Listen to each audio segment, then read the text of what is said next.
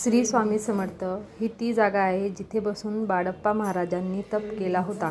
स्वामींनी जेव्हा त्यांना आसन दावले होते आणि बाळप्पा महाराजांना प्रश्न पडला होता की आपण आता कुठे बसून स्वामींच्या नामाचं स्मरण करावं किंवा तप करावा, तेव्हा त्यांच्या स्वप्नामध्ये जे मारुतीचं मंदिर आलं होतं तेच हे मारुतीचं मंदिर आणि तीच ही जागा जिथे बसून 12 वर्षापर्यंत बाळप्पा महाराजांनी तप केला होता आणि इथेच त्यांची विषबाधा ही दूर झालेली, म्हणजे त्यांच्या बिंबीमधून जी पुडी पडली होती ना विषयाची, ती इथेच पडली होती।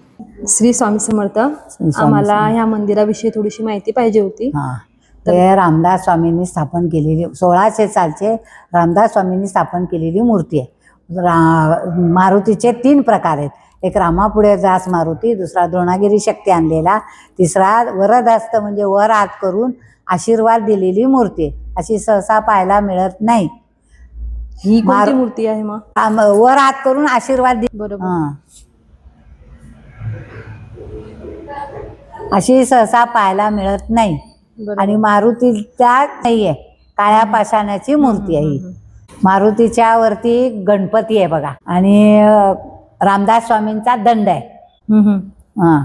आणि खाली स्वामी महाराज, बाळप्पा महाराज 12 वर्ष जप केलेली जागा आहे, म्हणजे तपोभूमी। खाली मंदिर आहे बाळप्पा महाराजांचं, तपोभूमी काही बाळप्पा महाराजांची 12 वर्ष बेंबीतून विषयाची पुडी इथं काढली आहे स्वामी महाराजांनी बाळप्पांच्या। आणि हा जो मठ बांधलेला आहे ते चुने गच्ची मठ म्हणायचं त्याला। ह्या पूर्ण मठ का? ते पूर्ण मठ आहे, ह्या समोरचं, हे समोरच फक्त। बरोबर। आणि इथे जे खालती मंदिर आहे बाळप्पा महाराजांचं आणि स्वामींचं, तर तेही तेव्हाच बांधलेलं आहे की ते? नाही, पूर्वीपासूनच आहे, हे पण पूर्वीपासूनच आहे, ते पण पूर्वीपासून। 1600 साल म्हणजे 400 वर्षाच्या पुढे झालंय। हो। हे जे मारुतीचं मंदिर आहे त्यांच्याविषयी विशेष माहिती जे तुम्हाला माहिती असेल ती सांगा। विशेष म्हणजे पूर्वीपासून जे आहे त्या आहे त्याचं। आणि बाळप्पा महाराजांनी इथे म्हणजे या मारुतींची काय सेवा केली? असं स्वामींचं नाम, स्वामी महाराजांची सेवा केली त्यांनी, नामजपच करत होते ना? 12 वर्ष जप केले त्यांनी, खाली बसून अन्न ना पाणी त्याच्यावर केलेले। 12 वर्ष फळावर नुसतं काहीतरी द्यायचे लोक, मग त्याच्यावर ते करायचे। बरोबर। खरंच खूप सुंदर मूर्ती आहे बघा। प्रत्येक जागेला म्हणजे मारुतीची जी मूर्ती असते हनुमानाची, तिला शेंदूर लावतात, पण ही काळ्या पाषाणाची मूर्ती आहे आणि किती सुंदर मूर्ती आहे त्या काळातली। भाऊसाहेब निलेगावकर होते, त्यांच्या सेवेसाठी आमचे आजोबा पंजोबा राहिले। निलेगाव म्हणून आहे इथं तुळजापूरच्या ह्याला, तिथं स्वामी महाराज हे केलेली जागा आहे तिथं। आणि मग नंतर ना आम्हाला त्यांनी आमच्या आजोबा पंजोबाला दृष्टांत दिला त्यांनी की तू सुखात राहशील, स्वामी महाराजांनी।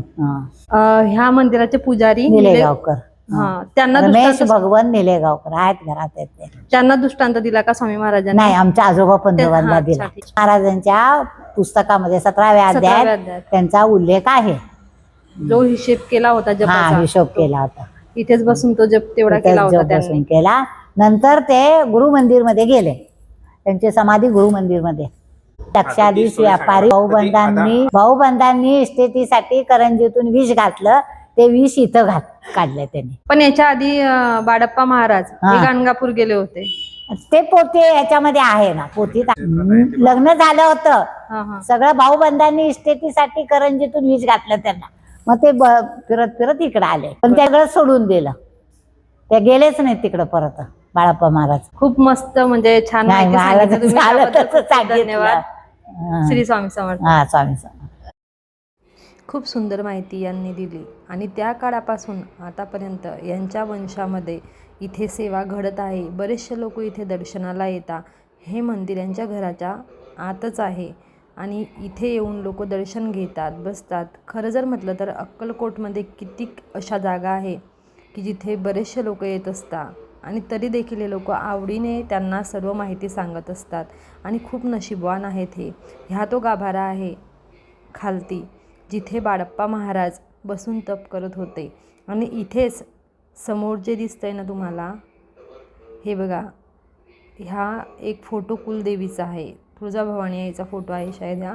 आणि हे समोर महाराज आहे स्वामी समर्थ महाराज, आणि स्वामी समर्थ महाराजांच्या समोर साईडलाच इथे ह्या साईडला फिरून समोर साईडलाच बाळप्पा महाराजांचा फोटो आहे आणि समोर रामदास स्वामींचा आहे. हा गाभारा आहे. इथेही बसून तुम्ही दर्शन करू शकतात. हीच ती पावनभूमी आहे जिथे बसून बाळप्पा महाराजांनी तप केला. आणि हे चुने गच्ची बघा, बांधकाम तुम्हाला लक्षात येतं आहे का? त्या विटा कशा आहे तर त्या काळामधलं बांधकाम आहे आणि तसं आहे, काहीच बदल केला नाही आहे. इथे स्वामी महाराजांचा फोटो, रामदास स्वामींचा फोटो आणि बाळप्पा महाराजांचा फोटो आणि ह्या वरती जायच्या पायऱ्या आहे. तर असा ह्या सुंदर चुने गच्ची मठ त्या काळातला आहे. तर तुम्ही अक्कलकोटला आल्यावर इथेही दर्शन करायला या. श्री स्वामी समर्थ.